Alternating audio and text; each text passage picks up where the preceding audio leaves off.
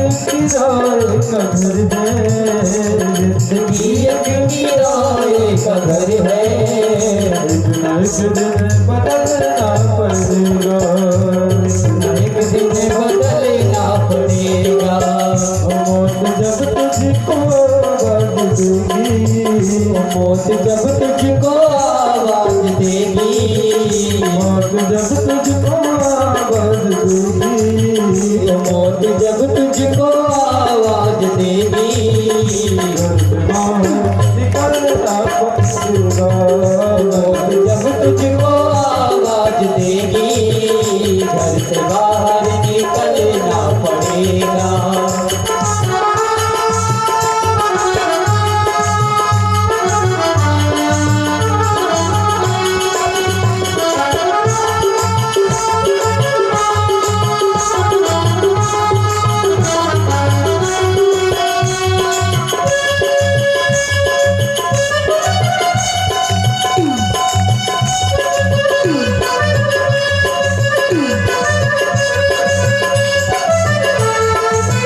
हरि बोल।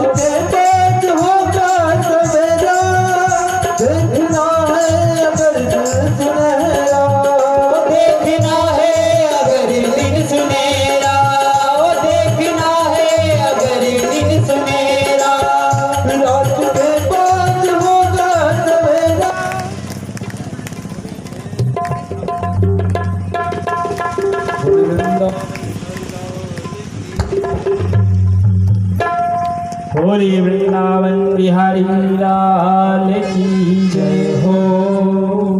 देखिए कहीं अच्छा काम होता है तो कलयुग आ ही जाता है। हरि का नाम ले रहे, लाइट बार बार परेशान करे जा रहे, कीर्तन भी नहीं करते, लेकिन हमें घबराना नहीं है। हमें जब तक हो कोशिश करती रहनी चाहिए, हार नहीं माननी चाहिए। इस प्रकार से गोकर्ण जी ने सभी का कल्याण किया। यह श्रीमद् भागवत महापुराण की कथा सभी का कल्याण करती है, सभी को उतार देती है। जब हम हरि का भजन करने लगते हैं तब विपत्तियां हमारी ओर आती ही हैं। यह विपत्तियां आने का कारण क्या है? इसका क्या कारण है कि विपत्तियां हरि का भजन करो उसे ही परेशान करती हैं? इसका अर्थ यह है कि आप हरि का भजन कर रहे हैं, आपके ऊपर विपत्तियां आ रही है, तो यह समझ लीजिए कि आपका भगवान की पाठशाला में एडमिशन हो चुका। भगवान की पाठशाला में आपका एडमिशन हो गया, क्योंकि परीक्षा में वही विद्यार्थी बैठता है जो पढ़ाई करता है। जो स्कूल में जिसका एडमिशन होता है वही विद्यार्थी तो पेपर देता है, परीक्षा देता है। जिसका एडमिशन ही नहीं हुआ हो वो क्या परीक्षा दे? तो यह आपकी परीक्षा ली जाती है कि आप अपने कल्याण को प्राप्त करने योग्य हैं या नहीं। यदि आप दृढ़ संकल्प करके डटे रहे, अपने लक्ष्य पर एकाग्रचित होकर अड़े रहे, तो आपको कल्याण अवश्य प्राप्त हो जाएगा, आपको मुक्ति अवश्य प्राप्त हो जाएगी। लेकिन हम थोड़े दिन भजन करते हैं, कुछ ना कुछ विपत्ति आई, दुख आया, फिर वापस बंद कर देते। एक जैसा चल नहीं कहा देते हैं, तब तो दुख आता है। शास्त्र क्या कहते हैं? शास्त्र में केवल एक ही बात मिली है, चार वेद चह शास्त्र में बात मिली है तो दुख दीने दुख होत है, सुख दीने सुख हो। चार वेद और 6 शास्त्र में हमें दो ही बातें मिली, दुख देने से दुख होगा और सुख देने से सुख होगा। यदि आप किसी को शक्कर खिलाएंगे तो आपको भी शक्कर मिलेगी, आप किसी को नमक खिलाएंगे तो आपको भी कड़वाहट मिलेगी। मनुष्य को चाहिए कि अच्छा ही करे, सबको सुख दे, खुद भी सुखी रहे। हमारा लक्ष्य यही होना चाहिए, सर्वे भवन्तु सुखिनः, सर्वे भवन्तु सुखिनः। यही मंत्र हमारा होना चाहिए, सबको सुखी करो, खुद भी सुखी रहो। आप दूसरों के कुछ बुरा सोचते हैं तो विधाता आपके लिए उससे बुरा कर देता है, क्योंकि यह जो प्रकृति है ना, इसका नियम बड़ा उल्टा चलता है। आप आगे से किसी को गालियां दे रहे हैं, किसी को दुख पहुंचा रहे हैं, तो यह पृथ्वी गोल है, आपके शब्द आगे की तरफ तो जा रहे हैं लेकिन घूमकर पीछे आपकी तरफ ही वापस आएंगे। लेकिन ये कितने समय में आएंगे इसकी कोई अवधि नहीं है, लेकिन आएंगे अवश्य। इसका परिणाम जो कुछ भी आप कर रहे हैं उसका परिणाम आपको मिलना निश्चित है, चाहे 10 दिन के बाद मिल जाए, चाहे 10,000 साल के बाद मिले, चाहे अगले जन्म में वो आपको मिले, लेकिन मिलेगा, अवश्य मिलेगा। सबका हिसाब किताब बराबर चलता है। उसके यहाँ न कोई राजा है न कोई फकीर, सब एक समान, कोई ब्राह्मण नहीं, कोई क्षत्रिय नहीं, कोई वैश्य नहीं, कोई शूद्र नहीं। जब इस शरीर से आत्मा निकल जाती है तो वहाँ पर प्रभु के यहाँ पर सब समान है, सब मनुष्य, सब जीव हैं, जीवात्मा, सबके कर्मों का ही लेखन किया जाता है। इसलिए मनुष्य को अच्छे कर्म ही करते रहना चाहिए। एक सज्जन थे, उन्होंने क्या किया, भगवान से वरदान मांगा कि हे ब्रह्मा, क्योंकि वो अपने पड़ोसी से बड़े दुखी थे, क्योंकि उसको यह दुख था कि उसके सामने रहने वाला पड़ोसी तो बहुत सुख भोग रहा है, उसके जीवन में तकदीर में विधाता ने दुख ही दुख लिख दिया। पड़ोसी को देख करके ईर्ष्या करने लगता। भगवान से वरदान मांग लिया कि हे विधाता, मुझे ऐसा वरदान दो कि मैं जो भी सोचूं उससे दुगुना मेरे पड़ोसी को मिले। विधाता ने कहा कि अच्छी बात है, वरदान मिल गया। उसने क्या सोचा कि पड़ोसी की मेरे घर के सामने एक गड्ढा खुद जाए, पड़ोसी के घर के सामने 2 गड्ढे खुद गए, क्योंकि वो उसका बुरा चाहता था, बुरा सोचता था। इतना बुरा सोच लिया कि उसने कहा कि मेरी आंखें 4 हो जाए, पड़ोसी की आंखें 4 हो गई। भगवान ने कहा कि अच्छा विचित्र प्राणी है। उसने सोचा कि मेरे यहाँ जीव आ जाए तो पड़ोसी की यहाँ 2 गुने आ गए, क्योंकि उसे वरदान था ना कि जो तू सोचेगा पड़ोसी को 2 गुना मिलेगा। उसने सोचा कि मेरे यहाँ संपत्ति हो जाए तो पड़ोसी की यहाँ 2 गुनी संपत्ति हो गई। अब उसने सोचा कि मेरा पड़ोसी तो मुझसे कम हो ही नहीं रहा, उसमें यहाँ हर चीज 2 गुनी होती जा रही, 2 गुनी मिलता। तो उसने क्या सोचा कि मेरे यहाँ घर के सामने एक गड्ढा खुद जाए तो पड़ोसी के घर के सामने 2 गड्ढे खुद गए। उसे दुख होने लगा। इसने कहा कि मेरी एक आंख अंधी हो जाए, पड़ोसी की दोनों आंखें अंधी हो गई। इतना बुरा सोच लिया कि मैं तो एक आंख से देख लूंगा, लेकिन इसकी तो दोनों आंखें फोड़ कर। तब इसे तकलीफ होने लगी। विधाता से कहता है कि विधाता मेरी आंखें वापस दे दीजिए, मेरी दोनों आंखें सजीव कर दीजिए। विधाता ने कहा कि ये मैं वरदान नहीं दे सकता, क्योंकि पड़ोसी के पास 2 ही आंखें, तुम्हारी दोनों आंखें सही हो जाएंगी तो पड़ोसी को 4 आंखें देना पड़ेगा, और 4 आंखें मैं दे नहीं सकता। तो इसने कहा कि मेरी एक आंख अच्छी हो जाए तो पड़ोसी की दोनों आंखें अच्छी होगी। अब इसकी एक आंख फूटी रह गई, खुद का ही बुरा हुआ। इसलिए व्यक्ति अपना ही बुरा कर लेता है। किसी के बारे में बुरा सोचो तो अपना बुरा पहले होता है। मनुष्य अपना ही बुरा करता है, लेकिन वो सोचता है कि मैं दूसरे का बुरा कर रहा हूँ। एक गांव में क्या हुआ कि लाइट लेकर के आए। ईर्ष्या करने वाले लोग बहुत रहते हैं। जो अधिक भगवान का भजन करते हैं, उन्नति को प्राप्त करते हैं, सत्य के मार्ग पर चलते हैं, उनसे कई लोग जलते रहते हैं, ईर्ष्या करते रहते हैं। ऐसे ही एक गांव में क्या हुआ कि एक व्यक्ति शहर से खरीद करके एक लाइट लेकर के आ गया। उस गांव में किसी के घर में लाइट नहीं था, सबके घर अंधकार था। बाजार से एक लाइट खरीद करके ले आया। तो उन लोगों में इतनी अकल नहीं थी कि हम भी बाजार जा करके लाइट खरीद करके ले जाएं तो हमारे घर में भी प्रकाश हो। उन्होंने क्या सोचा, हमारे घरों में लाइट नहीं है तो इसके घर लाइट कैसे जल रहा। क्या किया, उसके घर की लाइट में उठाया पत्थर और एक मार दिया। मनुष्य बुरा पहले सोचता है, अच्छा नहीं सोचता। यदि वो बाजार जाकर लाइट खरीद कर लाते तो सबके घर में प्रकाश हो जाता। सबका सुख सोचना चाहिए तो हमारा भी सुख होता है। हमें मंत्र का सहारा लेना चाहिए, तंत्र के षड्यंत्र में हमें नहीं फंसना चाहिए। आजकल लोग पता नहीं क्या क्या तंत्र बाधाएं भी करवाते रहते हैं, तंत्र बाधाओं का सहारा लेते हैं। याद रखना, जो भी तंत्र बाधा करता है 12 साल के अंदर उसका एक न एक शरीर का अंग भंग हो ही जाता है। तंत्र विद्या सबके लिए नहीं है, हमारे लिए मंत्र है। कौन सा मंत्र? वही मंत्र जो नारद जी ने पार्वती जी को दिया, ध्रुव को दिया, प्रहलाद को दिया। ओम नमो भगवते वासुदेवाय, एक ही मंत्र। ये मंत्र तो प्रैक्टिकल है, हमने देखा है कि इससे परमात्मा अवश्य मिल जाते हैं। ध्रुव को हमने कहानियां सुनी, पार्वती जी की कहानी सुनी। नारद जी ने जिसको भी यह मंत्र दिया उसको प्रभु के दर्शन हो ही गए।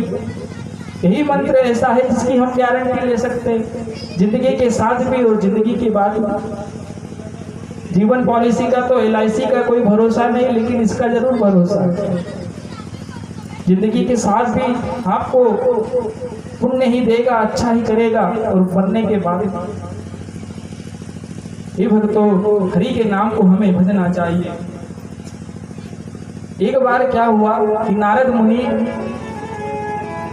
जब व्यास जी के पास गए थे, भागवत महापुराण को सुनने के लिए, लिखने के लिए, प्रेरित करने के लिए गए थे, तब व्यास जी ने नारद जी से पूछा था कि हे नारद, मुझे बताओ कि यह मनुष्य का उद्देश्य क्या है।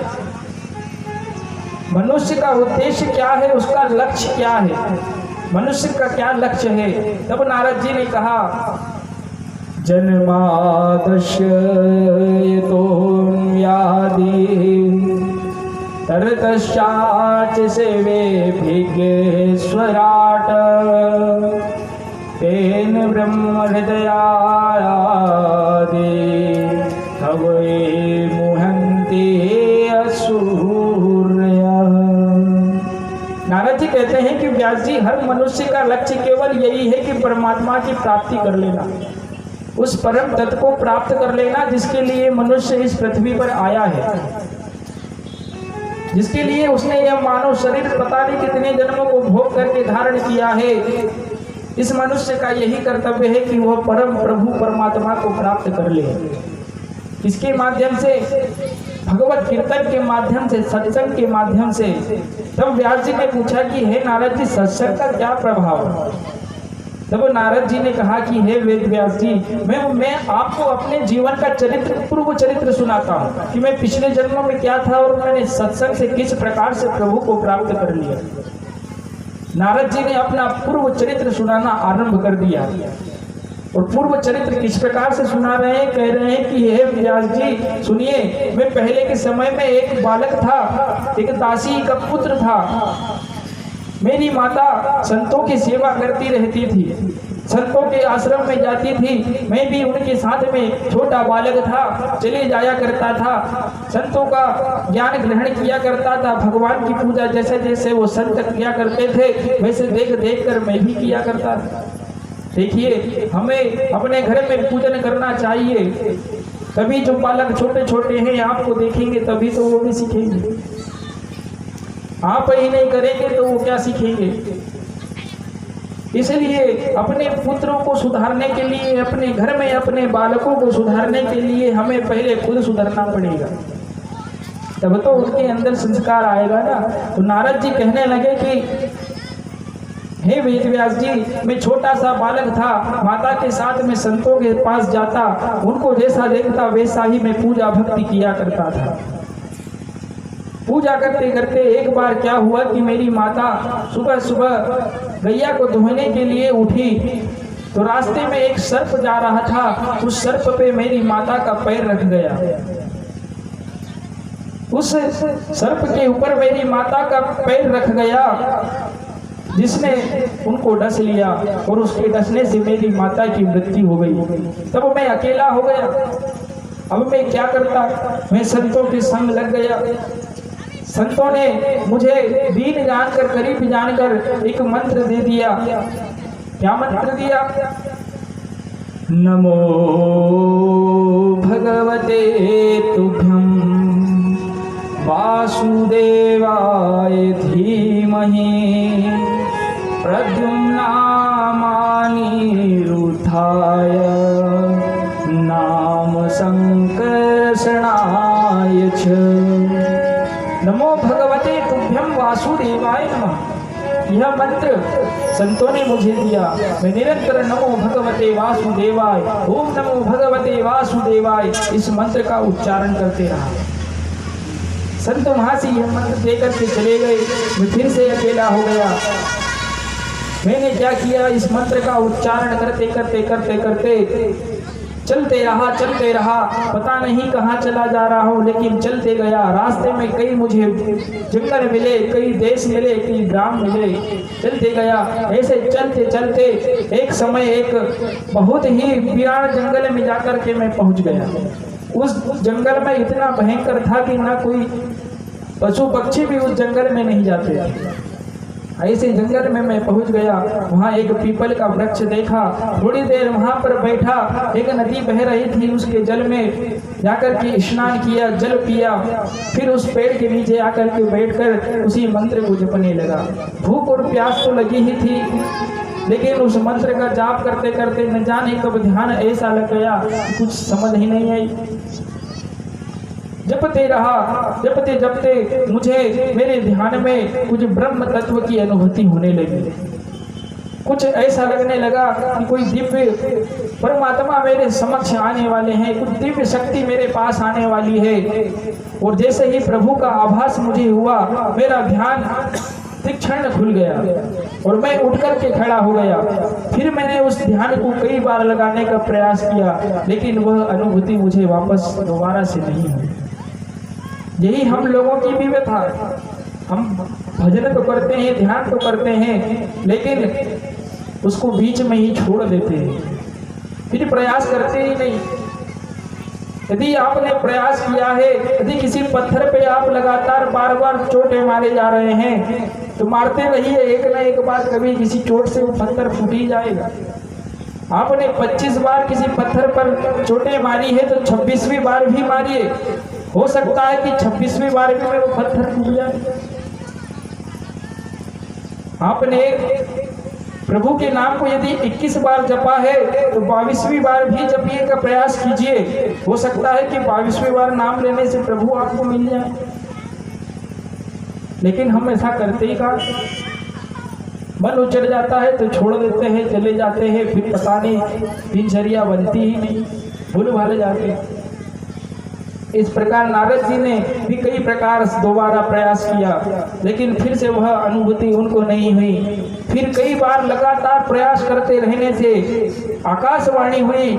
आकाशवाणी ने क्या कहा कि हे बालक, तू मेरे दर्शन की इच्छा से यह तपस्या कर रहा है, मेरा ध्यान कर रहा है। तुझे इस जन्म में तो मेरा दर्शन होगा नहीं, तुझे अगले जन्म में मेरा दर्शन होगा। ऐसा वह आकाशवाणी वहां पर हुई और वो बंद हो गई। तब नारद जी फिर भी प्रभु के ध्यान में लगातार लगे रहे। जब पृथ्वी का प्रलय का समय आया, तो ब्रह्मा ने अपनी सृष्टि को जब श्वास वापस खींची, तो सारे देवता, सारे मनुष्य, सारे जीव ब्रह्मा की नासिका द्वारा उनके हृदय में पहुंच गए। सृष्टि का प्रलय काल हो गया। फिर जब से सृष्टि की फिर से उत्पत्ति हुई, तब ब्रह्मा ने अपनी नासिका से कई ऋषियों को, सप्त ऋषियों को प्रकट किया, मनु और शत्रुपा को प्रकट किया। फिर नारद को भी जन्म दिया, नारद का भी जन्म हुआ। तब से नारद जी देव ऋषि कहने लगे, ब्रह्म ऋषि कहने लगे। तब यह वही मंत्र जपते, ओम नमो भगवते वासुदेवाय नमः, ओम नमो भगवते वासुदेवाय नमः। इसी मंत्र का जाप करते और जाप करते करते एक बार हरि के वैकुंठ में पहुंच गए। वहां पर भगवान नारायण बड़े ही प्रेम से लेटे हुए थे। क्षीर सागर में शेषनाग की सैया पर भगवान नारायण लेटे हुए हैं। माता लक्ष्मी उनके चरण दबा रही है। माता लक्ष्मी भगवान विष्णु के चरण दबाती हैं। उसी समय नारद जी वहां पर पहुंच जाते हैं। भगवान का पहली बार साक्षात्कार नारद जी को हुआ। नारद जी ऐसा दिव्य रूप देख करके बड़े ही प्रसन्न हो गए, भक्ति से नाचने लगे। तब भगवान की प्यारी स्तुति नारायण नारायण करके नारद जी ने की। श्रीमन नारायण नारायण नारायण, श्रीमन नारायण नारायण नारायण, श्रीमन नारायण नारायण नारायण, श्रीमन नारायण नारायण नारायण, श्रीमन नारायण भवतारायण, श्रीमन नारायण भवतारायण, श्रीमन नारायण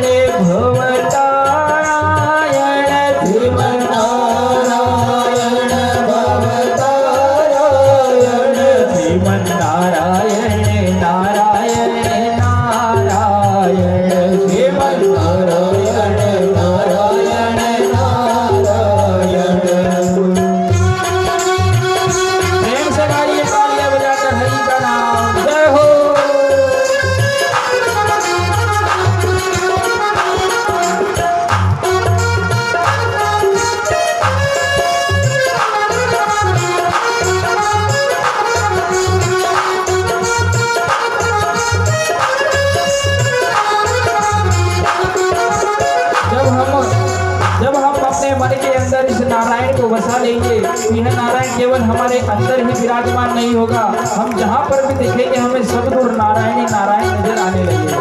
किस प्रकार? अंदर नारायण बाहर नारायण, अंदर नारायण बाहर नारायण, अंदर नारायण बाहर नारायण, अंदर नारायण बाहर नारायण, सब दूर नारायण नारायण नारायण, सब दूर नारायण नारायण नारायण, श्रीमन नारायण नारायण नारायण, श्रीमन नारायण नारायण नारायण। प्रेम से गाइए हरि बोल।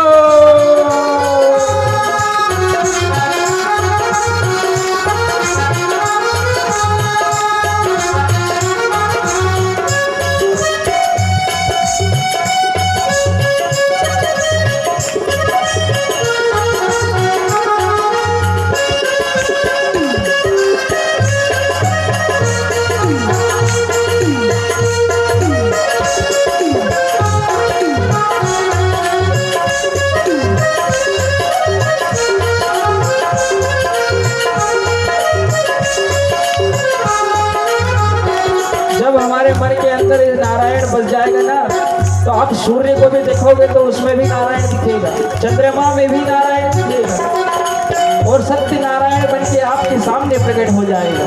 कब?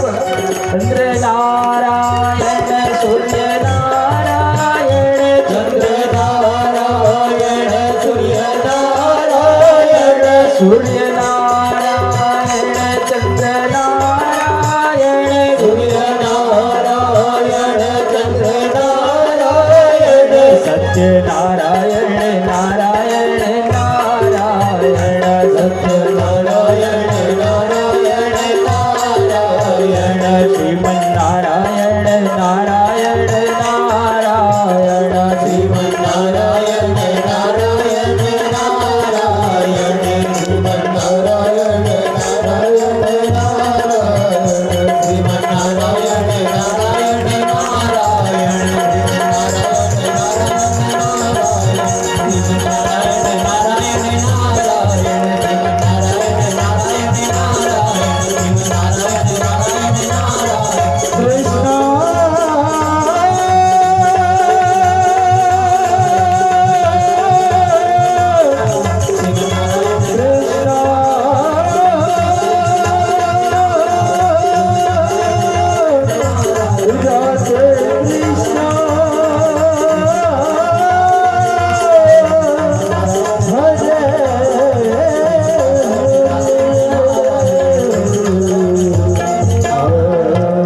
बोलिए बाके बिहारी लाल की जय। इस प्रकार से नारद जी ने बड़ी ही सुंदर स्तुति की, भगवान का हरि का कीर्तन किया, गुणगान किया। इससे भगवान विष्णु प्रकट हो गए, उनके सामने प्रकट हो गए और नारद जी से कहने लगे कि हे नारद, मैं आपकी भक्ति से बड़ा प्रसन्न हुआ हूँ, आपकी भक्ति से मैं बड़ा ही प्रसन्न हुआ हूँ। आप ये मेरी वीणा लीजिए और इसको वीणा को बजाते हुए नित्य मेरा गुणगान करते रहिए। पृथ्वी पर जा करके उन मनुष्यों को जो उनके हृदय में हरि का वास नहीं है, उनको मेरा नाम सुना सुना करके मुक्ति प्रदान कीजिए। हे नारायण, हे नारद जी, आप हरि का गुणगान कीजिए, ये मेरी वीणा लीजिए। तब प्रसन्न होकर भगवान नारायण ने अपनी वीणा नारद को दे दी। कितने भक्त वत्सल भगवान, अपनी वीणा नारायण जी को दे दी। नारायण के पास जो वीणा थी ना, वही वीणा नारद जी के पास है। भगवान विष्णु ने वही वीणा नारद जी को प्रदान की है। ऐसे हैं भगवान। बोलिए भक्त वत्सल भगवान की जय। नारद जी के दर्शन हो गए, किसके कारण? सत्संग करने के कारण। इस प्रकार व्यास जी से नारद जी कह रहे हैं कि हे व्यास जी, मेरा पूर्व चरित्र इतना तपस्यावान था, मैंने लगातार प्रयास करते रहा, हरि का कीर्तन करते रहा, नारायण जपते रहा, नमो भगवते वासुदेवाय मंत्र को जपते रहा, जिसके कारण मुझे दूसरे जन्म में हरि का दर्शन हो गया। तब से लेकर के मैं आज सत्संग के बल पर ही ब्रह्म ऋषि कहता हूँ, सत्संग के बल पर ही मैं ब्रह्म ऋषि बना हूँ। मैं तो एक साधारण मनुष्य की भांति ही संतों की झूठन खा करके पेट भरा करता था। यह सत्संग का प्रभाव। नारद जी जब संत भोजन कर लेते थे ना, तो उनकी जो पातल में जो कुछ भी भोजन बचा रहता, अन्न का कण बचा रहता, उसको इकट्ठा करके उसको भोजन करते थे, उससे अपनी भूख को मिटाते थे। ऐसा नारद जी का जीवन गुजरा। पूर्व चरित्र है नारद। निरंतर प्रयास करने से उनको हरि की प्राप्ति हो गई। जब नारद जी को हो सकती है तो हमें क्यों नहीं हो सकती? हमें भी हो सकती है, लेकिन जब हम करेंगे तब ना। सत्संग का प्रभाव। श्याम तुझसे मिलने का सत्संग ही बहाना है। श्याम तुझसे मिलने का सत्संग ही बहाना है। श्याम तुझसे मिलने का प्रेम से श्याम तुझसे मिलने का सत्संग ही बहाना है। चलो सत्संग में चले, हमें हरि गुण गाना है। चलो सत्संग में चले, हमें हरि गुण गाना है। सब तुझे मिलने को।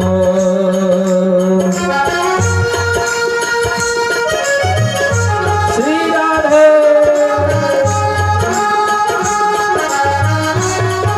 तालियां बजा करके आइए प्रेम से।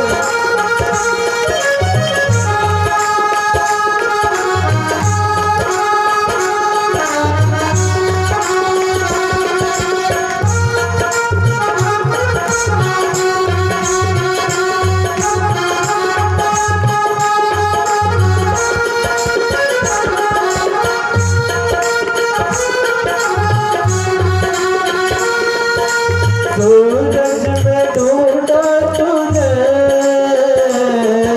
चंदा में पाया है।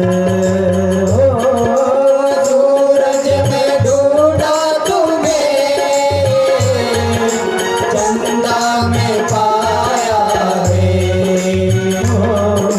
तारों की झिलमिल में,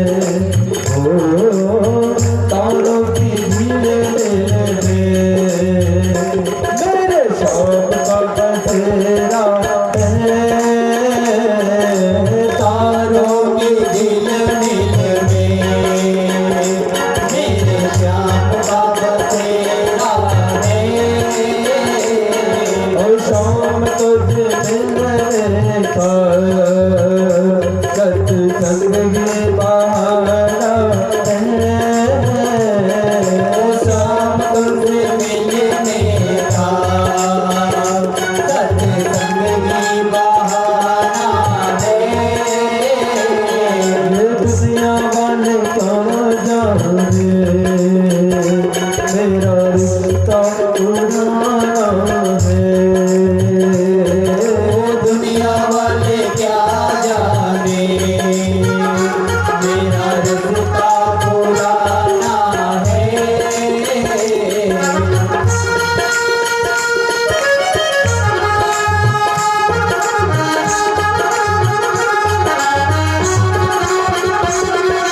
श्री राधे।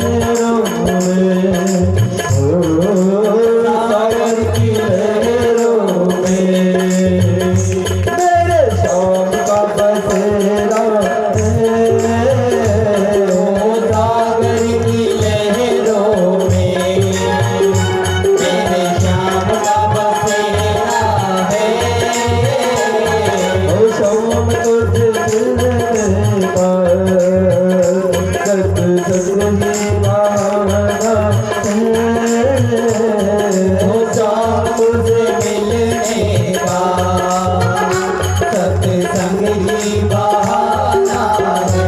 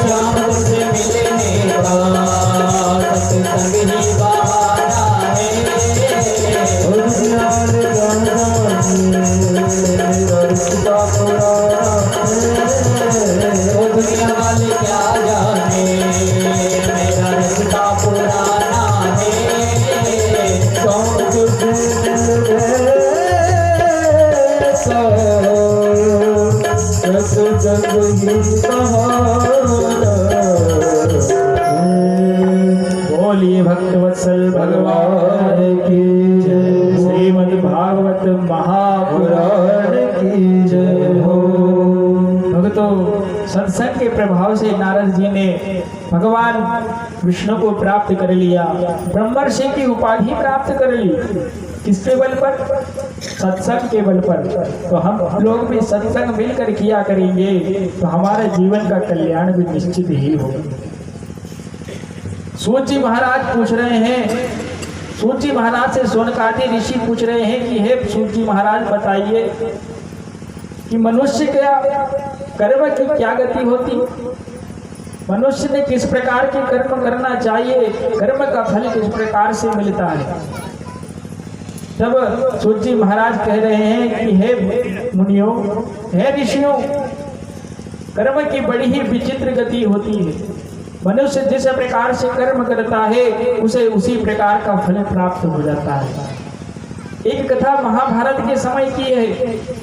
जब महाभारत में के समय में भीष्म पितामह जब बाणों की सैया पर लेटे थे तो वो अपने कर्म के कारण ही उस बाणों की सैया पर लेटे थे।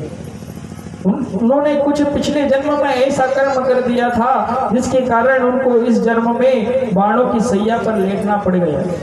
ये कर्म के कारण हुआ। उसकी कथा क्या है? शौनकादि ऋषियों ने पूछा तो सूत जी महाराज ने बोला कि हे ऋषियों, बड़ी विचित्र कथा है। एक बार क्या हुआ, पिछले जन्म में जब भीष्म पितामह मनुष्य के शरीर में थे तब उन्होंने क्या किया, रास्ते से जा रहे थे, ये एक राजा थे, रास्ते से जाते जाते एक सर्प इनको दिखाई दिया, तो उस सर्प को उठा करके इन्होंने जहाँ कांटे लगे हुए थे उन कांटों के ऊपर फेंक दिया। इस सर्प को उठाकर इन्होंने कांटों के ऊपर फेंक दिया। कांटों के ऊपर फेंकने के कारण उस सर्प के अंदर कई प्रकार के छिद्र हो गए, वो कांटे उस सर्प के अंदर चले गए। उसको बड़ा ही तकलीफ हुई, उसने श्राप दे दिया कि जैसा उन्हें मुझे फेंका है तू भी इन कांटों की सैया पर सोएगा। तो दूसरे जन्म में जब वो भीष्म पितामह बने तो उन्हें उस कर्म का फल उस जन्म में मिला और उन्हें भी बाणों की सैया पर लेटना पड़ गया। जिस प्रकार से कांटे उस सर्प के शरीर में छेद कर रहे थे, उसी प्रकार से यह तीर रूपी बाण रूपी कांटे भीष्म पितामह के शरीर को पार कर गए। ये उनके कर्म का फल मिला। तो ऐसे ही यह मनुष्य भी जो कर्म करता है उसे उसका फल अवश्य प्राप्त होता है। जैसा आप करोगे वैसा ही आपको मिलेगा। किसी का बुरा करोगे तो बुरा भी आपको मिलेगा, वो भी ब्याज के साथ। ब्याज एक्स्ट्रा लगता है ना, ब्याज भी तो मिलेगा। आप किसी से पैसा उधार लेंगे तो उसका ब्याज नहीं है। इसी प्रकार से पाप करेंगे तो उसका भी ब्याज लगता है, हरि का नाम लेंगे तो उसका भी ब्याज लगता है। पुण्य भी आपका डबल होगा, लेकिन लेंगे तब ना। हमें प्रभु के ऊपर विश्वास करना चाहिए, श्रद्धा रखनी चाहिए। विद्या के ऊपर आप श्रद्धा रखेंगे तब आपकी बुद्धि में विद्या आएगी। श्रद्धा लभते ज्ञानम। जब तक आपके प्रभु के चरणों में श्रद्धा नहीं होगी तब तक आपको ज्ञान की प्राप्ति नहीं हो सकती। श्रद्धावान लभते ज्ञानम, शास्त्र कहते हैं। इस प्रकार से कर्म की बड़ी ही विचित्र गति है, जैसा आप करते जाएंगे वैसा ही मिलेगा। एक समय की बात है, दुर्योधन, महाभारत का युद्ध समाप्त हो चुका था। दुर्योधन मरणासन की अवस्था में, भीमसेन ने उसकी जंघा तोड़ डाली थी, वो मरणासन की अवस्था में रण क्षेत्र में पड़ा हुआ था। उसी समय उसका मित्र अश्वत्थामा उसके पास आया। दुर्योधन के पास जब अश्वत्थामा आया तो अश्वत्थामा को देखकर दुर्योधन रोने लगा, कहने लगा मेरे पास सब कुछ था, धन संपत्ति सब कुछ था, लेकिन मेरे अहंकार के कारण मेरे सारे 99 भाई इस रण क्षेत्र में मारे गए। मैं भी इस मरणासन की अवस्था में इस रणभूमि पर पड़ा हुआ हूँ, अपनी मृत्यु का इंतजार कर रहा हूँ। हे मित्र, अंत बड़ा ही बुरा होता है, हमें अहंकार नहीं करना चाहिए। लेकिन ये जब दुष्ट व्यक्ति हमेशा दुष्टता की ही बात सोचता है, उसकी केवल एक ही इच्छा रह गई थी। दुर्योधन की केवल एक ही इच्छा थी कि मेरे 99 भाई समाप्त हो गए, मैं भी मरने वाला हूँ, लेकिन उन 5 पांडवों की संख्या अभी भी कम नहीं है, वो 5 की 5 ही। ये कैसे संभव हुआ? ये कैसे संभव हुआ? क्योंकि पांडवों के साथ श्री कृष्ण जो थे। हम श्री कृष्ण के साथ अगर रहेंगे तो हमेशा सुरक्षा में रहेंगे, तो श्री कृष्ण को मन से भुला देंगे, वो भी हमें भूल जाएंगे। जब आप उन्हें याद नहीं करेंगे तो वो आपको क्यों? आप किसी को नहीं पूछेंगे, किसी को नहीं बोलेंगे तो वो आपको क्यों पूछेगा? कि भगवान को तो याद करना ही पड़ता है। एक समय जब युद्ध में, रणभूमि में रण युद्ध आरंभ होने वाला था, तब श्री कृष्ण के पास दुर्योधन और अर्जुन दोनों पहुंचे थे। तो दुर्योधन ने दुष्ट बुद्धि होने के कारण भगवान की नारायणी सेना मांग ली थी, और अर्जुन ने मुस्कुराते हुए कहा था कि प्रभु मुझे नारायणी सेना नहीं चाहिए, मुझे तो आप ही चाहिए। प्रभु को मांगा, इसलिए 5 पांडवों की संख्या आज तक कम नहीं हुई, वो 5 की 5 ही रहे। तो यह बात अश्वत्थामा से दुर्योधन बता रहा था। जिसे ही अश्वत्थामा ने अपने मित्र का दुख सुना तो वह क्रोध में आ गया और कहने लगा कि हे मित्र, तेरा यह इच्छा मैं पूर्ण कर दूंगा। देखिए, जब व्यक्ति अपने दुश्मन पर हानि नहीं पहुंचा पाता ना तो छल पे उतर आता है, छल करने लगता है, कपट करने लगता है। और जो छल करता है, कपट करता है, वो भगवान को प्रिय होता ही नहीं। छल और कपट वाला व्यक्ति प्रभु को कभी प्यारा नहीं होता। हमारा मन निर्मल होना चाहिए। तुलसीदास जी भी रामायण में यही लिखते हैं, निर्मल मन जन सो मोहि पावा, निर्मल मन जन सो मोहि पावा, निर्मल मन जन सो मोहि पावा, निर्मल मन जन सो मोहि पावा, निर्मल मन जन सो मोहि पावा, निर्मल मन जन सो मोहि पावा, मोहि कपट छल छिद्रन भाव, मोहि कपट छल छिद्रन भाव, मोहि कपट छल छिद्रन भाव, मोहि कपट छल छिद्रन भाव। श्री राम जय राम, जय जय राम, हरे राम जय राम जय राम। निर्मल मन जन सो मोहि पावा, मोहि कपट छल छिद्र भावा। ये भगवान खुद कहते हैं, भगवान खुद कहते हैं कि मुझे छल और कपट छल छिद्र वाला व्यक्ति मुझे कभी पसंद नहीं। छली कपटी व्यक्ति मंदिर में जाता है, भगवान से कहता है, हे भगवान मेरा फलाना काम कर दो, हिम का काम कर दो, लेकिन उसके मन में छल रहता है। दूसरों को कष्ट पहुंचाना ही तो छल है, अपने मन की आपूर्ति करना ही तो छल है, किसी के मुंह पर मीठा मीठा बोलकर उसको धोखा देना ही तो कपट है। इसे ही तो छल और कपट कहते हैं, कहीं अलग से तो नहीं आता। इसलिए हमें अपने मन को निर्मल करना चाहिए। किसी को दुख और तकलीफ पहुंचाने से आपको मिलेगा क्या, ये भी तो सोचिए। किसी को आप दुख देंगे तो उससे आपको मिलेगा क्या, कुछ भी नहीं मिलेगा। फालतू में हमने इतना तरकब किया, इतना दिमाग लगाया, इतनी बुद्धि लगाई कि उसको हानि पहुंच जाए, उससे होना जाना कुछ भी नहीं। इससे तो भगवान का भजन किया होगा तो वो काम आता, लेकिन मनुष्य मानता ही का। दुर्योधन भी नहीं माना, उसके मन में अभी तक छल कपट खत्म नहीं हुआ। मरणासन की अवस्था में पहुंचने के बाद भी वो यही कह रहा है, मेरे 99 भाई मारे गए, लेकिन 5 पांडवों में से एक भी अभी भी कम नहीं हुआ। 5 के 5 अश्वत्थामा चला है अपने मित्र का प्रतिशोध लेने के लिए। पांडवों के शिविर में पहुंच गया अश्वत्थामा। वहां जाकर देखता है द्रौपदी के 5 पांडव वहां जहाँ लेटे हुए थे, वहां पर पहुंचा। श्री कृष्ण समझ गए कि ये अश्वत्थामा छल और कपट से आया है। 5 पांडवों को वहां से उठा करके ले गए, लेकिन जैसे ही वो उठा करके ले गए, इधर द्रौपदी के 5 पुत्र उन 5 पांडवों के स्थान पर आकर के सो गए। विधाता अपने भक्तों की रक्षा करते हैं, वो सब देखते रहते हैं। जैसे माँ अपने बालक को देखते रहती है, जब बालक छोटा होता है ना तो माँ अपने बालक को देखते रहती है कहीं किसी वस्तु से इसको हानि न पहुंच जाए। उसी प्रकार से भगवान भी अपने भक्तों का ध्यान रखते रहते हैं, उनको नजर में रखते रहते हैं। किस पुत्र को देखते हैं? जो केवल प्रभु पर आश्रित रहते हैं। उन भक्तों को प्रभु हमेशा अपनी नजरों से देखते रहते हैं कि कहीं मेरे भक्त के ऊपर कोई संकट तो नहीं आ रहा, मेरे भक्त को के ऊपर कोई संकट आ तो नहीं रहा है।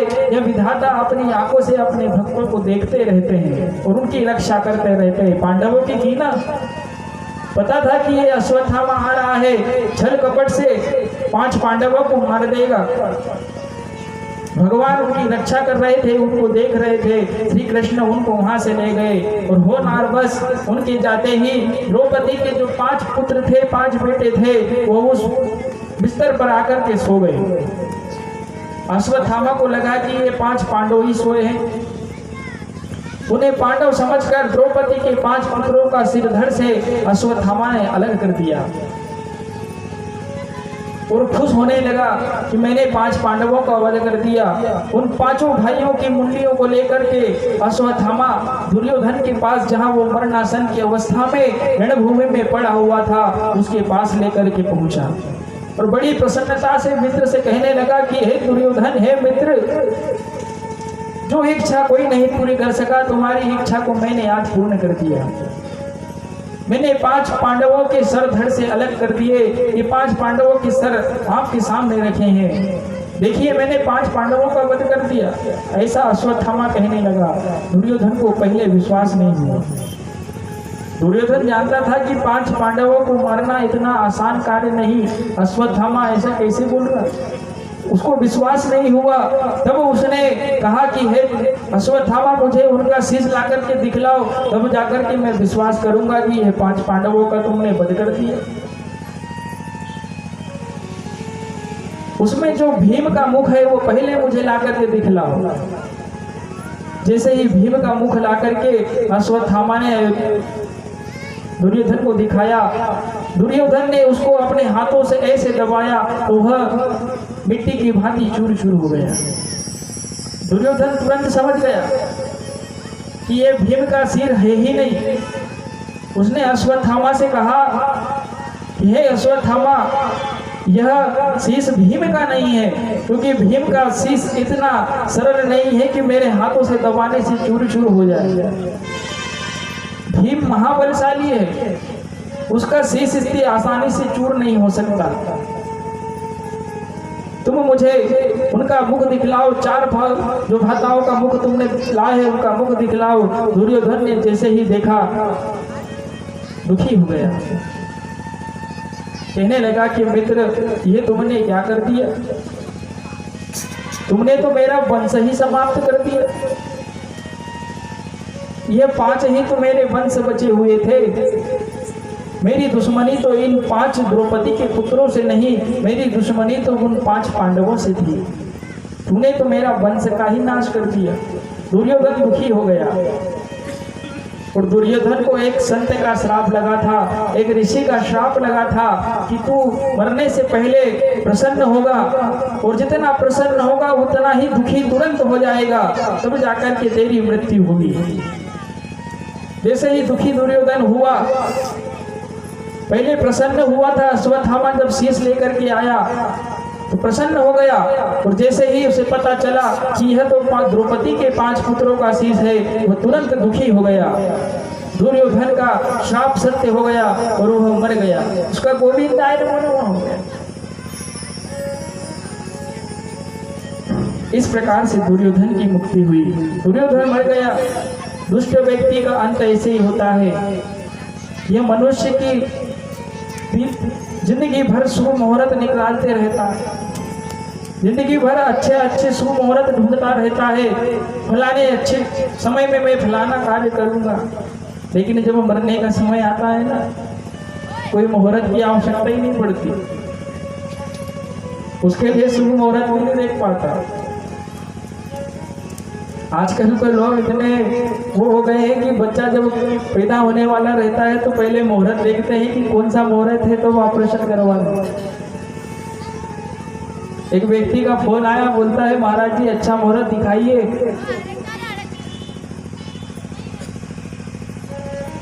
बताइए क्या जमाना है। तो मरने के लिए कोई मुहूर्त की आवश्यकता नहीं। जब तेरी टोली उठा ली जाएगी, बिन मुहूर्त के ही उठा ली जाएगी। बड़ा ही सुंदर भजन है। जब तेरी डोली उठा ली जाएगी, जब तेरी डोली उठा ली जाएगी, बिन मुहूर्त के ही उठा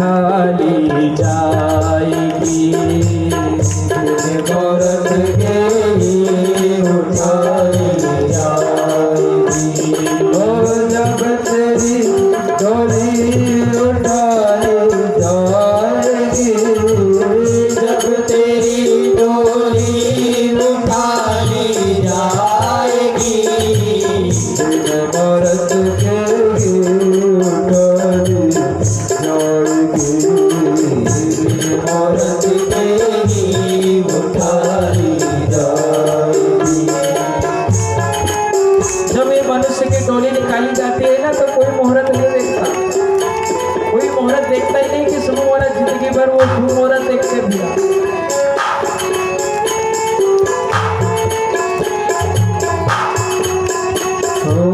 जब तेरी डोली उठाई जाएगी, जब तेरी डोली उठाई जाएगी, तो बिन मुहूर्त के भी उठाई जाएगी, बिन मुहूर्त के भी उठाई जाएगी, जब तेरी डोली उठाई जाएगी, जब तेरी डोली उठाई जाएगी। हकीमत तो बोलो बोल कर, हकीमत दवायूं बोल कर, करते ये दावत तोबे बोल कर, करते ये दावत तोबे बोल कर, ये दवा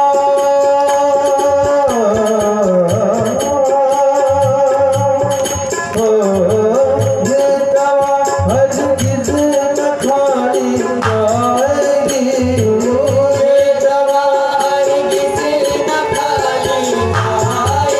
जाएगी, जब तेरी डोली निकाली जाएगी, जब तेरी डोली उठाई जाएगी।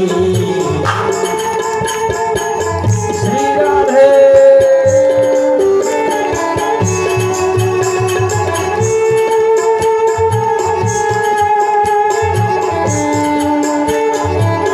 ये जो धन है ना हमारा, ये जो धन संपत्ति है, ये सब यहीं पड़ा रह जाएगा, मरने के बाद कुछ काम ही नहीं आता। इसका 60 रुपये गया। धन सिकंदर का यहाँ सब रह गया, धन सिकंदर का यहाँ सब रह गया, धन सिकंदर का यहाँ सब रह गया, धन सिकंदर का यहाँ सब रह गया, मरते दम तक लुकमान भी ये कह गया, मरते दम कमान भी ये कह गया, ये घड़ी हर किसे लटाई जाएगी, ये घड़ी हरगिज़ लटाई जाएगी, जब तेरी डोली निकाली जाएगी, जब तेरी डोली निकाली जाएगी, जब तेरी डोली निकाली जाएगी, बिन मुहूर्त के ही उठाई जाएगी।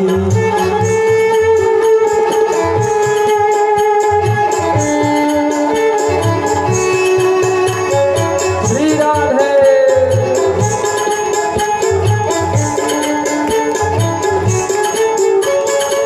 जामुनों पर हो लगी बुलबुल निसार, जामुनों पर हो लगी बुलबुल निसार,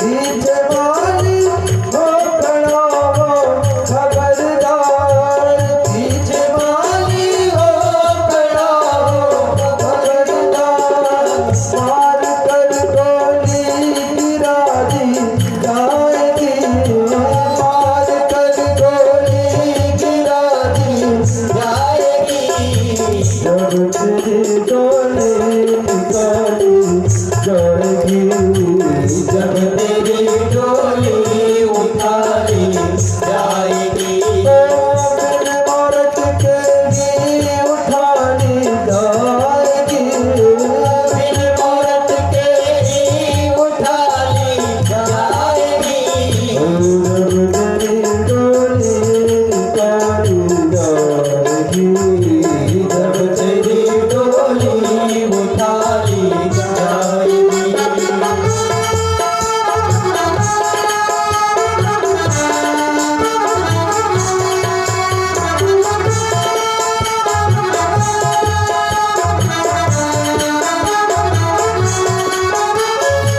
होगा परलोक में तेरा हिसाब, होगा परलोक में तेरा हिसाब। कैसे मुकरोगे वहाँ पर तुम जनाब, कैसे मुकरोगे वहाँ पर तुम जनाब।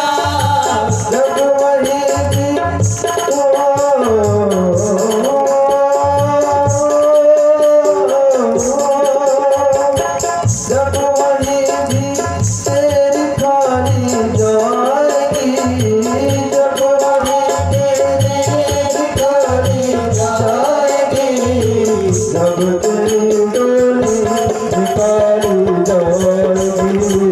जब तेरी डोली निकाली जाएगी, जब तेरी डोली निकाली जाएगी। बिन वर्ष के ही उठानी जाएगी, बिन वर्ष के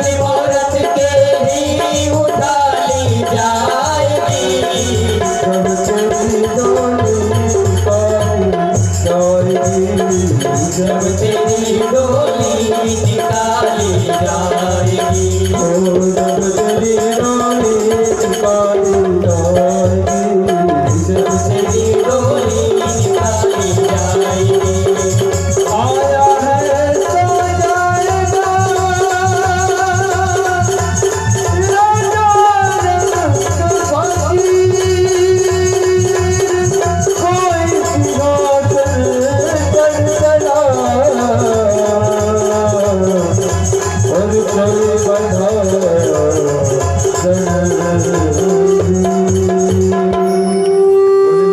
बिहारी लाल की जय हो, देवन भागवत महापुराण की जय हो। जब मनुष्य का अंत समय आता है ना, तो कोई मुहूर्त निकालने की आवश्यकता नहीं पड़ती। बिना मुहूर्त में ही उसकी डोली निकाली जाती है। वो देखते रहता है, लोग उस पर जो पैसा फेंकते हैं ना, पैसा किस लिए फेंका जाता है आपको पता नहीं? पता? ये हमें बताने के लिए हम तो हम बता रहे। जिंदगी भर पैसे के पीछे भागता रहता है ये मनुष्य है ना, जिंदगी भर पैसे के पीछे भागता है, धन के पीछे। जब उसकी अर्थी निकलती है तो ये पैसा उसके ऊपर फेंका जाता है और कहते हैं जब तेरी में हिम्मत है तो एक भी पैसा उठा कर दिखा। जिंदगी भर जिस पैसे के पीछे तू भागा है अब उठा कर दिखा। इसीलिए उसकी अर्थी पर पैसा फेंका जाता है। वो जीवात्मा सब देखती रहती है। यमदेव उससे कहते हैं जिसे तू बेटा बेटा कहते रहा, जिसे तू पुत्र पुत्र कहते रहा, देख तेरा वही बेटा तेरी चिता में आग लगाया, वही बेटा तुझे जला रहा। ये जो कार्य उल्टे कराए जाते हैं ना, इसीलिए कराए जाते हैं।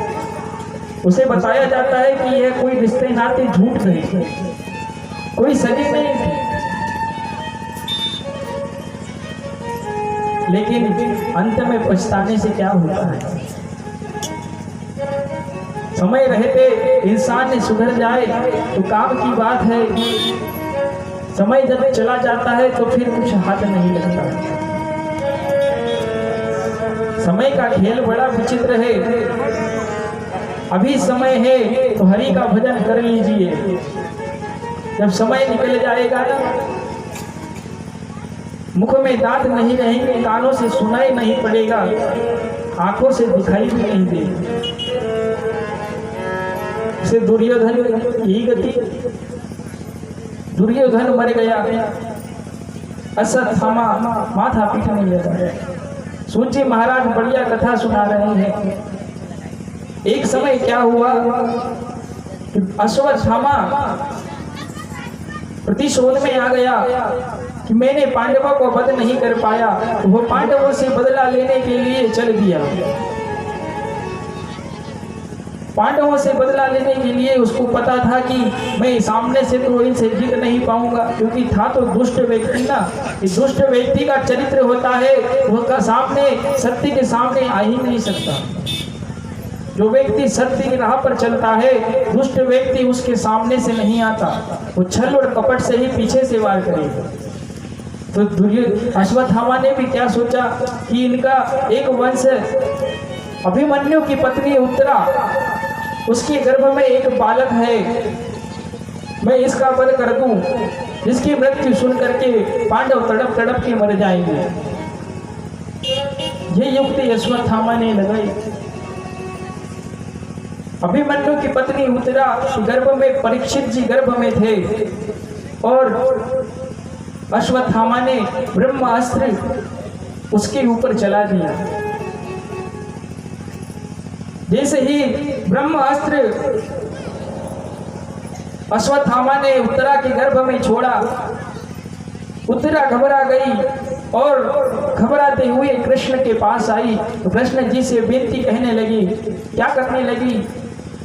श्री कृष्णाय वासुदेवाय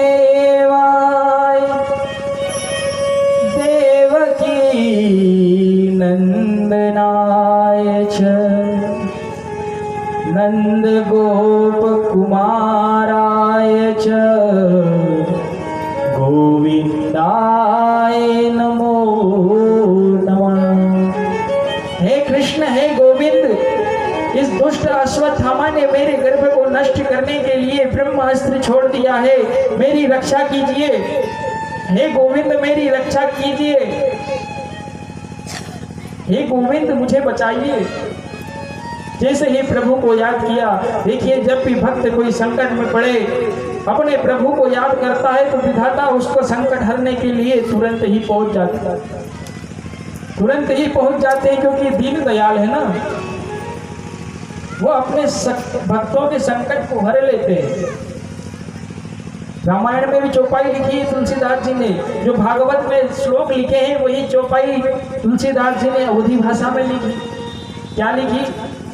दीन दयाल बिरुद संभारे, दीन दयाल बिरुद संभारे, दीन दयाल बिरुद संभारे, दीन दयाल बिरुद संभारे, हरहु नाथ मम संकट भारे, हरहु नाथ मम संकट भारे, दीन दयाल बिरुद संभारे, दीन दयाल बिरुद संभारे, हरहु नाथ मम संकट भारे, हरहु नाथ मम संकट भारे।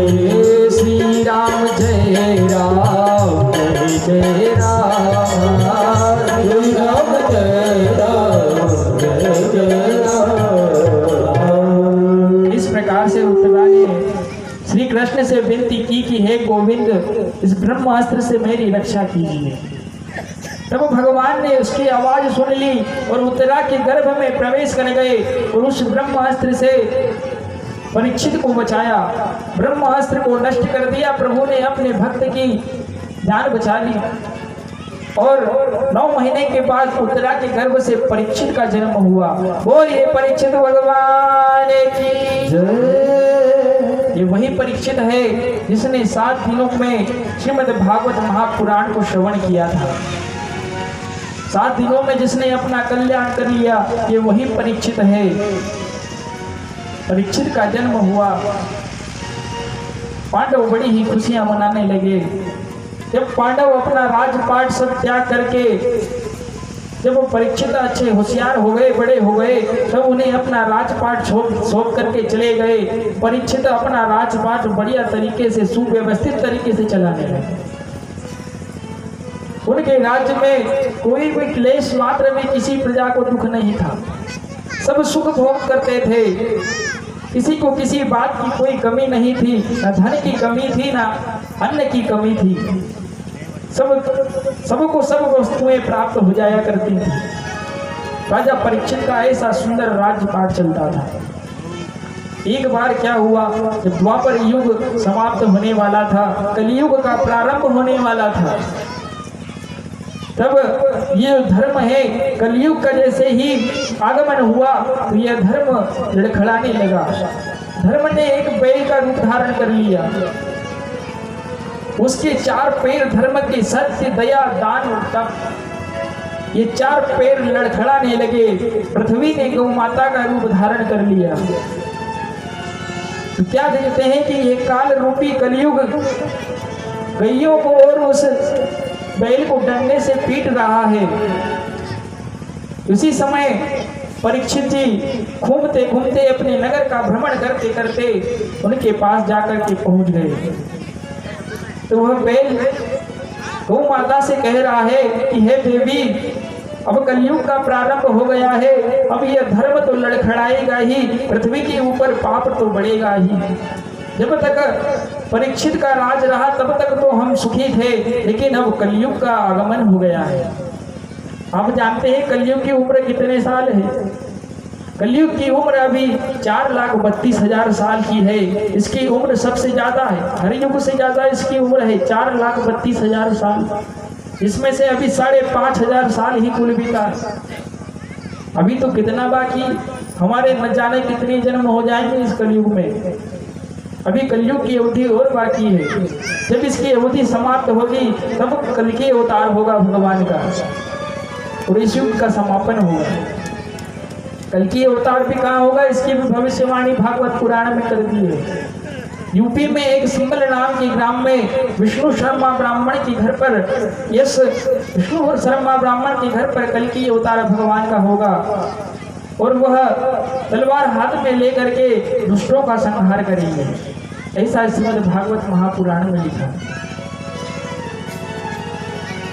इस प्रकार से उस गौ माता की और उस बैल की बातें सुनकर राजा परीक्षित ने उनसे पूछा कि आप दुखी हैं, आपके दुख का क्या कारण है? मेरे राज्य में सभी लोग सुखी रहते हैं और आप दुख क्यों भोग रहे हैं? आपका दुख का कारण बताइए। यह राजा परीक्षित धर्म रूपी बैल से और पृथ्वी रूपी गौ माता से पूछ रहा है। जब वह बैल धर्म का रूप धारण किए हुए कहने लगा कि हे परीक्षित, अब कलयुग का आगमन हो गया है, अब हमारे सत्य, दया, दान और तप सब समाप्त हो जाएगा। कलयुग में ना कोई सत्य बोलेगा, न दान करेगा, न तप कर पाएगा, जिससे धर्म समाप्त होते जाएगा, जिससे मेरे चारों पैर लगड़े हो जाएंगे।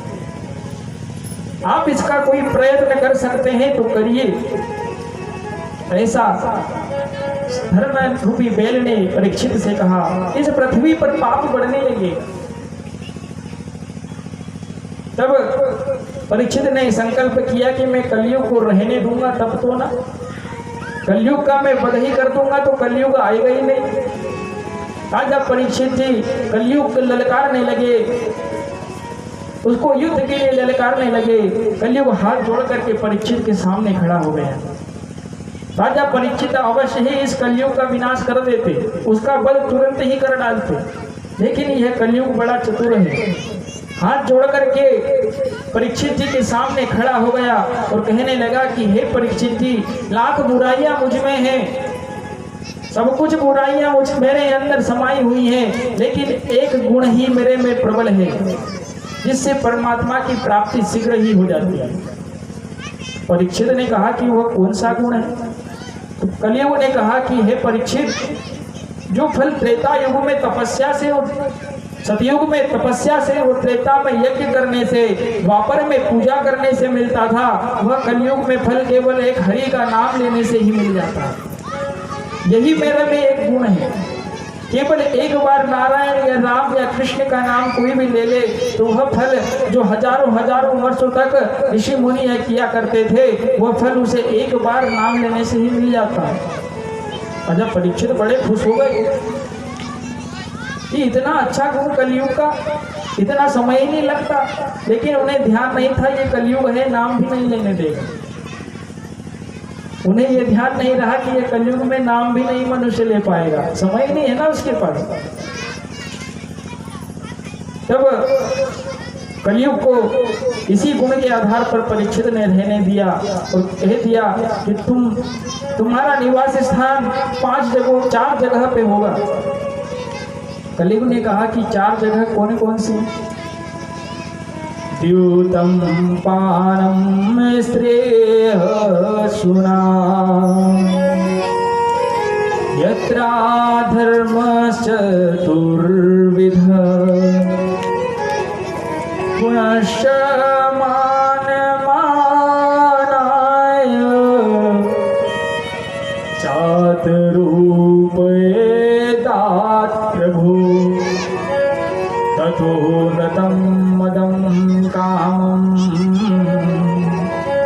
रजो वैरं च पच्च। दूतम पानम स्त्रिया सुना। द्यूतम जुआ खेलने में, जहाँ जुआ खेला जाएगा वहां पर कलयुग का वास होगा। प्रथम स्थान जुए में दिया। पानम, जहाँ मदिरा का पान किया जाएगा, जो व्यक्ति शराब पिएगा वहां पर कलयुग का वास रहेगा।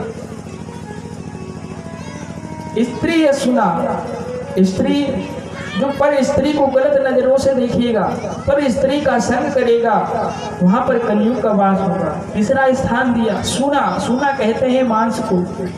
जो व्यक्ति मांसाहारी होंगे वहां पर कलयुग का वास होगा। ये 4 स्थान राजा परीक्षित ने कलयुग को दे दिए। कलयुग बड़ा दुखी हुआ। कलयुग कहने लगा कि हे परीक्षित महाराज, आपने 4 स्थान मुझे अधर्म की जगह पे दिए, एक स्थान तो अच्छी जगह मेरी मनपसंद दे दो। तब परीक्षित ने कहा कि आपको 5वां स्थान अच्छी जगह कौन सा? तब परीक्षित ने कहा कि आप स्वर्ण में मुझे स्थान दीजिए। तब राजा परीक्षित ने दे दिया और कहा कि जहाँ पर चोरी या किसी लूट से सोना स्वर्ण लाया जाएगा, उस स्वर्ण में आपका स्थान होगा। जैसे ही परीक्षित ने यह कह दिया तब तो कलयुग मुस्कुराने लगा, क्योंकि उसे वरदान मिल गए। और राजा परीक्षित जो मुकुट पहने हुए थे वो भीम का था, और भीम ने वह मुकुट जरासंध से छीना था। उस छीने हुए मुकुट स्वर्ण होने के कारण परीक्षित के मुकुट में जाकर के वो कलयुग बैठ गया। अब जब कलयुग मस्तक पर बैठ गया फिर तो गलत कार्य होना है, निश्चित है। राजा परीक्षित वहां से चले। रास्ते में चलते चलते उनको प्यास लगने लगी। प्यास लगी, एक मुनि के आश्रम में पहुंचे। वहां पर शमी ऋषि तपस्या कर रहे थे। कलयुग में माथे पर बैठ गया था, मस्तक पर चढ़ गया था। इस कारण से उस मुनि से अभद्रता पूर्वक परीक्षित राजा बोलने लगे, कहने लगे मुझे प्यास लगी है, जल की व्यवस्था कीजिए। राजा परीक्षित का ऐसा आचरण था ही नहीं, लेकिन कलयुग मस्तर पर सवार हो गया ना, इस कारण से इसी बातें करने लगे। मुनि से कह रहे हैं कि मेरे लिए जल की व्यवस्था कीजिए। मुनि शमी ऋषि अपनी तपस्या में मस्त थे, ध्यान में मस्त थे। उन्होंने कुछ भी उत्तर नहीं दिया तो राजा परीक्षित को क्रोध आने लगा। जैसे ही क्रोध आया, पास में ही एक मरा हुआ सर्प पड़ा हुआ था। उस सर्प को उठा करके राजा परीक्षित ने उस शमी ऋषि के गले में डाल दिया और वहां से चले गए। और जब मुकुट अपना घर पे उतार करके देखा, उतार के रखा, तब ध्यान आया कि मैंने बड़ा ही गलत कार्य किया, मैंने मुनि का अपमान कर दिया। जब उस शमी ऋषि के पुत्र शंगी ऋषि को पता चला कि राजा परीक्षित ने मेरे पिता के गले में मरा हुआ सर्प डाल दिया है, उनका अपमान कर दिया है, तो शंगी ऋषि को क्रोध आ गया। और क्रोध में आकर के शंगी ऋषि ने राजा परीक्षित को श्राप दे दिया। जल में हाथ में जल लिया और कहा कि हे राजा परीक्षित, तूने मेरे पिता का अपमान किया है, जब मैं तुझे श्राप देता हूँ कि आज से 8वें दिन तुझे तक्षक नाग डसेगा।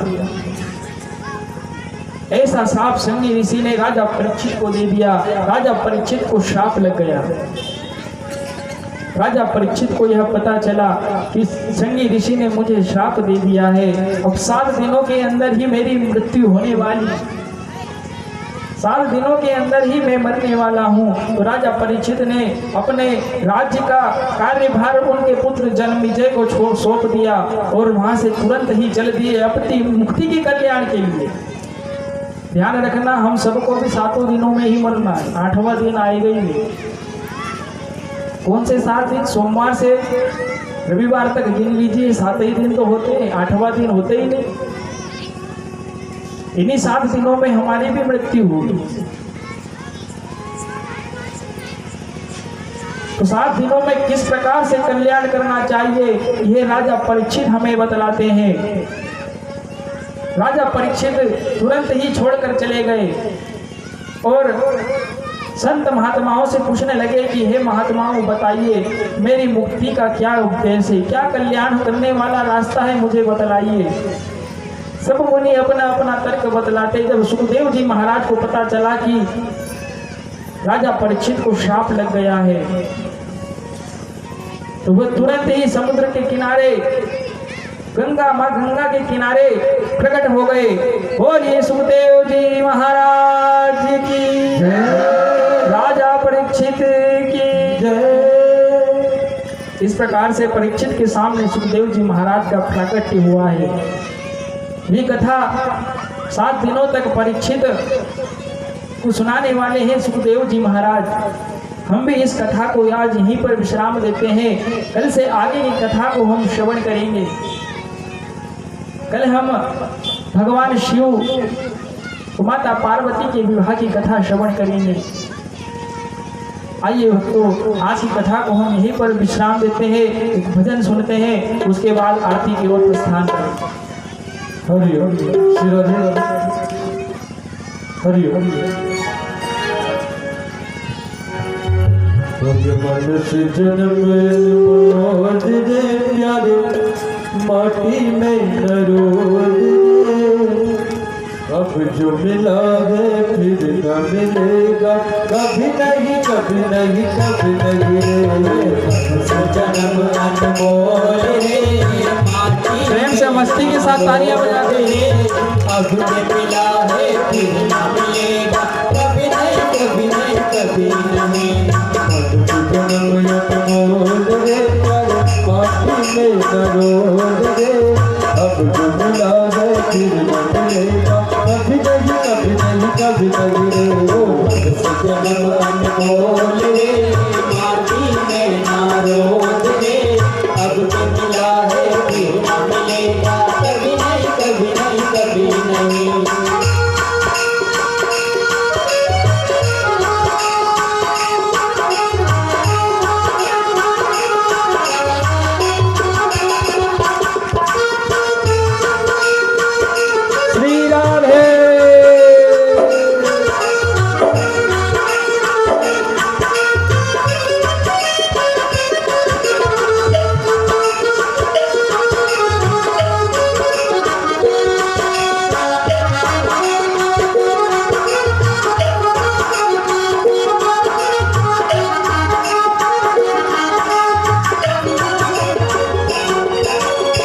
सत्संग में जाया कर, गीत प्रभु के गाया कर।